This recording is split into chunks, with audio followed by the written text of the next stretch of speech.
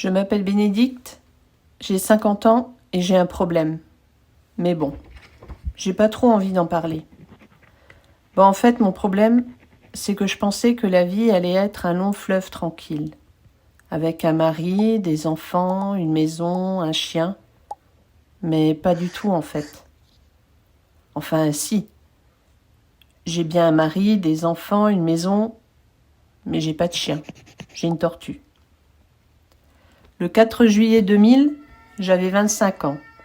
En grimpant dans le véhicule de secours qui emmenait ma maman aux urgences, je ne me doutais pas que j'embarquais pour une longue et éprouvante aventure. Ma mère a fait un AVC, à 53 ans. C'est moi qui ai appelé les secours. Aux urgences, un médecin est venu nous voir, mon père et moi, et nous a dit « On ne sait pas si elle va passer la nuit ». Je me suis adossée à un pilier du couloir et je me suis laissée glisser jusqu'au sol. C'était irréel. Hier, maman allait bien, et aujourd'hui, je risquais de la perdre.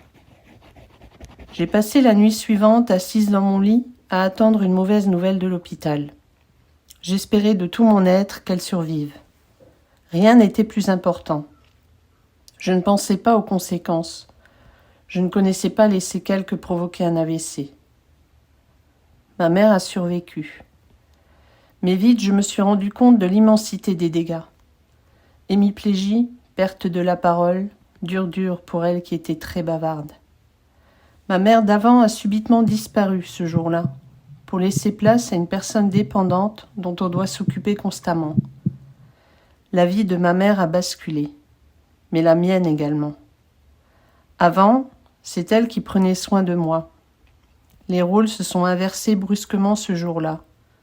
Je suis devenue malgré moi aidante de ma maman, mais je n'ai véritablement endossé ce rôle que bien plus tard. Mon père a joué un rôle essentiel dans la vie de ma mère. C'est lui qui s'est occupé d'elle durant 18 longues années. Il gérait le lever, le coucher, la toilette, les repas, les courses, le ménage, l'administratif. Pour le soulager un peu, une aide ménagère intervenait régulièrement. Mais il a mis sa vie entre parenthèses pour soigner ma mère. J'intervenais trop peu souvent. J'avais ma propre vie à construire. Je venais de rencontrer mon futur mari. Je suis devenue à mon tour maman, d'une adorable petite fille, puis plus tard d'une autre petite fille tout aussi adorable. J'avais besoin des conseils de ma maman qu'elle ne pouvait plus me donner ou difficilement. Je pense que c'est à ce moment-là que je me suis rendu compte de tout ce qu'avait fait ma mère pour moi durant mon enfance. Je culpabilisais de ne pas être plus présente pour elle et pour aider mon père. C'était compliqué. Il fallait jongler avec des enfants joyeux et en pleine santé et des parents vieillissants et malades. C'était les montagnes russes, constamment. Le 22 avril 2018, un autre malheur a frappé notre famille. Mon frère s'est suicidé, et pas de la plus douce des manières. Il s'est enfermé dans la maison de sa compagne et il y a mis le feu. Un choc, un séisme, un cataclysme. Il n'y a pas de mots assez forts pour exprimer ce que ça a été pour moi. Une partie de mon enfance s'est envolée avec mon frère. Mes parents n'étant plus en mesure de le faire et ses enfants étant trop jeunes, je me suis occupée de ses obsèques. C'était dur et réel. Rencontrer le commissaire chargé de l'enquête, lire la lettre d'adieu et annoncer la terrible nouvelle à mes parents, ses enfants, ma grand-mère. La pire des choses qui m'ait été donnée de faire. J'étais l'oiseau de mauvais augure. Choisir un cercueil pour le témoin direct de mes jeux d'enfant. Lui dire adieu, assister à la cérémonie, la crémation, récupérer les cendres. Je suis restée sous le choc pendant un long moment. Je ne pouvais pas croire que ça arrivait à notre famille. En même temps, il a bien fallu continuer. Je n'avais pas le choix. J'avais mon mari et mes filles, et j'avais mes parents qui comptaient sur moi. Certains jours, j'avais juste envie de rester au fond de mon lit.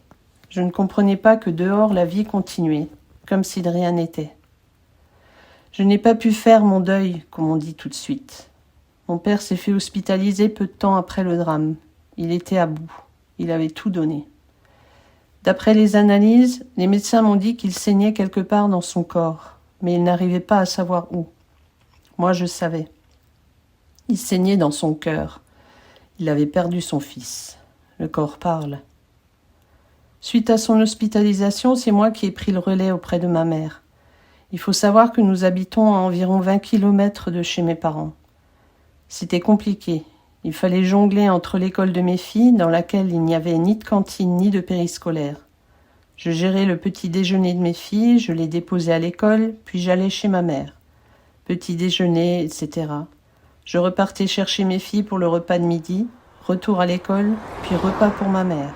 Sortie de l'école à 16h, puis repas du soir pour ma maman, et retour chez moi pour gérer mes filles.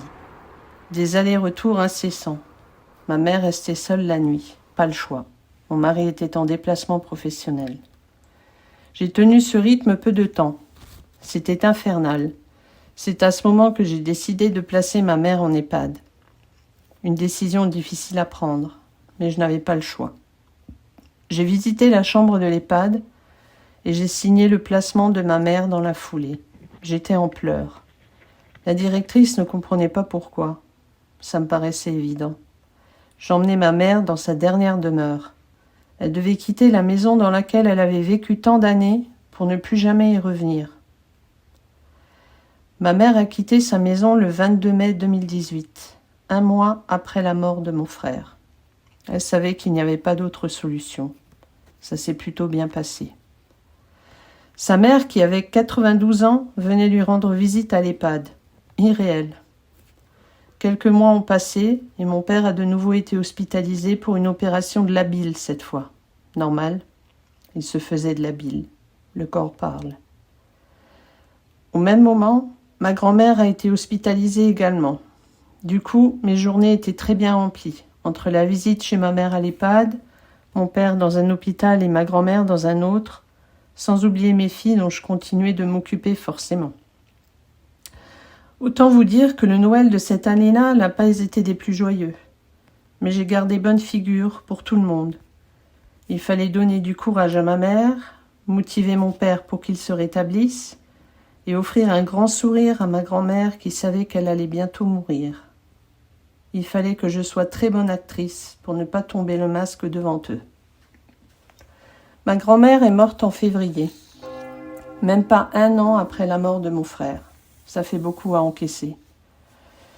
Après être resté des mois à l'hôpital, mon père est rentré chez lui. Les médecins m'avaient dit qu'il ne pourrait plus rester seul, qu'il fallait le placer aussi. Mais j'ai choisi de le secouer un peu. Je me suis débarrassée de tout ce qui rappelait la maladie chez mes parents. Lit médicalisé, fauteuil roulant, chaise percée. Et j'ai dit à mon père qu'il fallait qu'il y mette du sien s'il voulait retourner dans sa maison. J'ai fait appel à une aide ménagère, des infirmiers, la livraison des repas. Tout ça contre l'avis de mon père, sinon cela aurait été trop facile. Mais je ne lui ai pas laissé le choix. C'était ça ou je ne venais plus le voir. Moi aussi j'étais à bout. Et on ne peut pas aider quelqu'un qui ne le veut pas. Heureusement, avec le temps, il a vu que j'avais fait le bon choix. Les bons choix. J'ai dû en faire beaucoup, toute seule, sans savoir s'ils étaient les bons. Cette année, ça fait 25 ans que ma mère a fait son AVC. Je l'ai connue aussi longtemps en bonne santé que malade. Aujourd'hui, maman est encore à l'EHPAD. J'aimerais tant qu'elle puisse rentrer chez elle. Je supporte de moins en moins d'aller là-bas. Le jour de mes visites, je me traîne, j'ai la migraine, mal au dos. Le corps parle.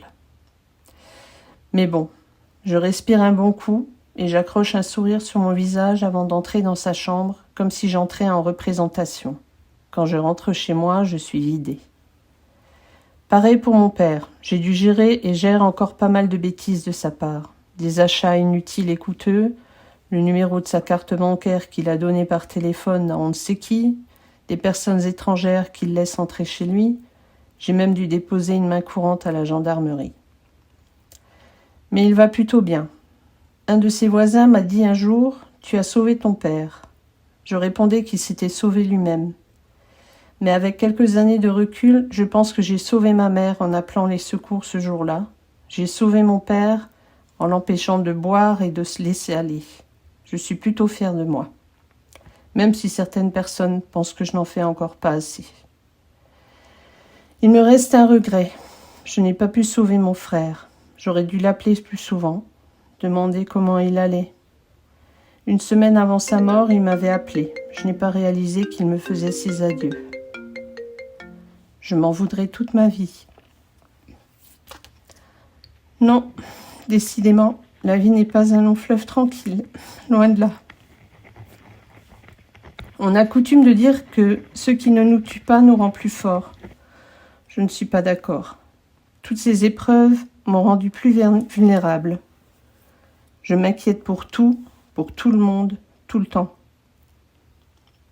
Mais s'il n'y avait pas des hauts et des bas, l'électrocardiogramme de notre vie serait plat et ce serait la mort. Dans un reportage, j'ai entendu quelqu'un dire que la situation d'un aidant n'est jamais stable. La dernière ligne droite de la vie d'une personne est une route sinueuse. Même en anticipant, on ne peut éviter les problèmes.